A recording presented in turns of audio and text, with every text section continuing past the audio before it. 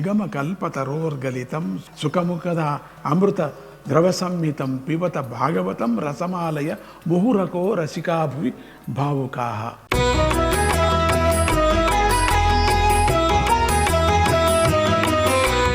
భాగవతంలో భగవంతుడికి సంబంధించిన అన్ని విషయాలు కూడా ఉన్నాయి. ఆ విషయాలను చెప్పేది కనుక భాగవతం అని పేరు వచ్చిందని కొందరు అంటారు.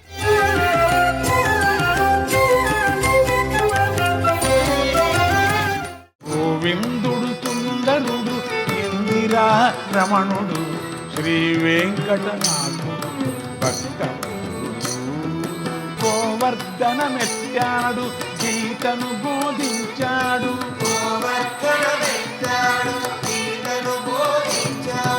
కలి భక్తుల కాపాడ ఏడు కొండ లెక్కాడు. ఏడు కొండ లెక్కాడు.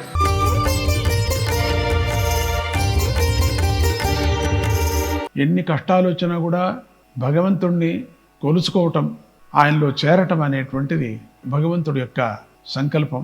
అదే ఈ భాగవత భక్తుల కథ.